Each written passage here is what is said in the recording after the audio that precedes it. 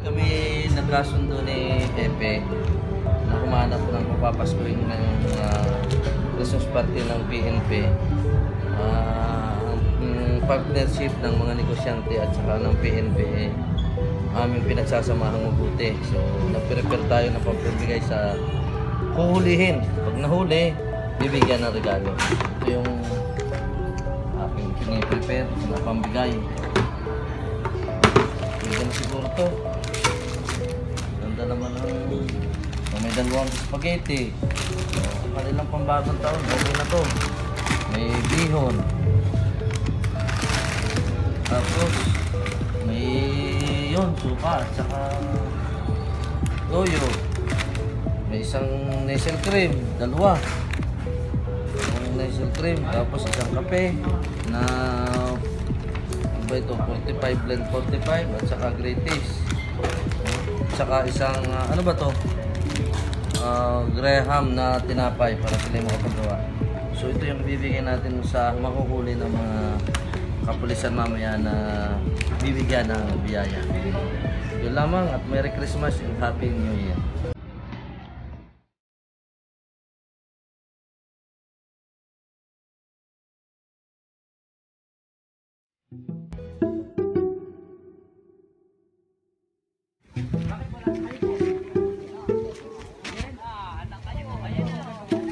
Stage po kami ng kahoy. Ano po trabaho niyo ba? Lalo ng bakla. Ano trabaho? Naglalaot po. Tinatulong magawa po ng bahay ng bakla. Magkama po. Magkama kayo. Pwede ka bang ano pangalan mo? Jeroen Greon po. Jeroen Greon. Pwede ka bang ma-invite sa police station? Kaya ngayon? Pwede naman. Pwede. Pwede mo lang kami dyan. Yun na lang, kaya. Ako lang ako mag-isa? Oo. Hindi lang mapadyan damit? Okay na yan. Sounds na tayo mo. Sino yan? Mahal mo siya kasi sir. Okay natin, dalawa. Huli po tayo niya. Ay, hindi tama mo. Kumaki na. Ito na po, okay na. Okay na po. Ito lang kami, okay na to.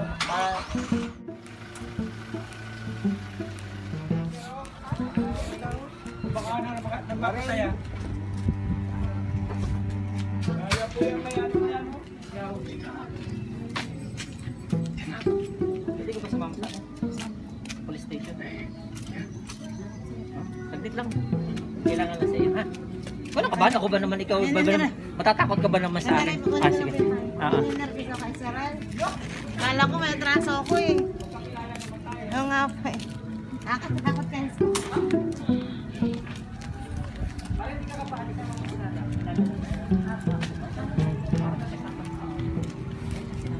Ano Nese? Sama ka daw. Kukulong na tayo.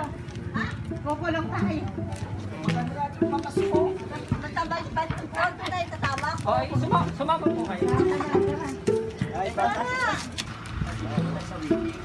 Nahuli! Nahuli!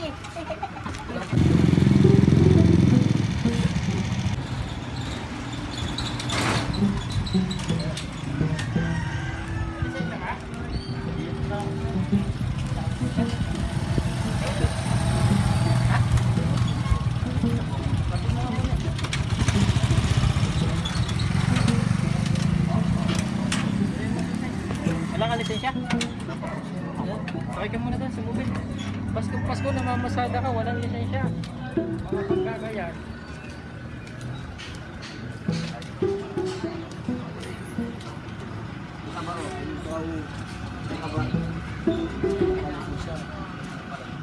Tapo mo na yan. Sakay ka muna doon.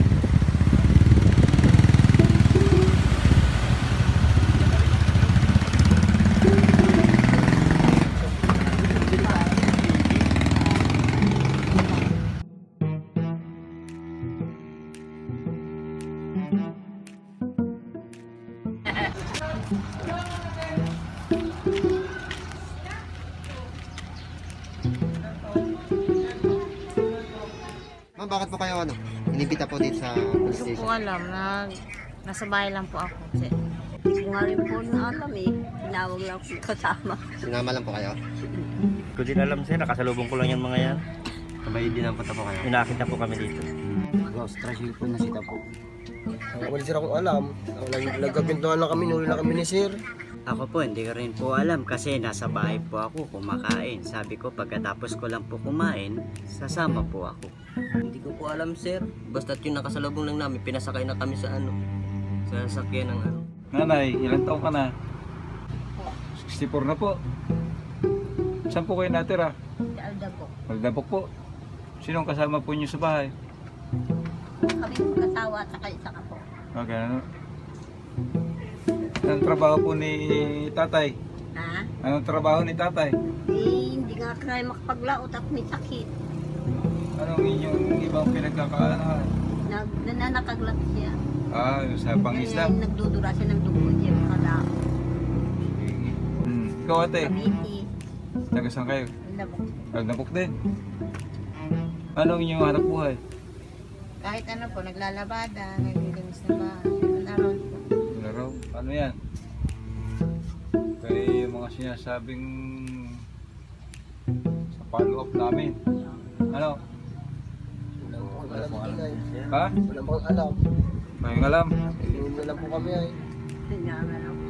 Hmm. Kaya. Sige, hintayin po natin yung nagsabi. Ano? Para ano? Huwag kayong kakalis ha? Ay, para mas malinaw. Ano? Hintay-hintay lang natin. Sige po sir. Para tayo ano.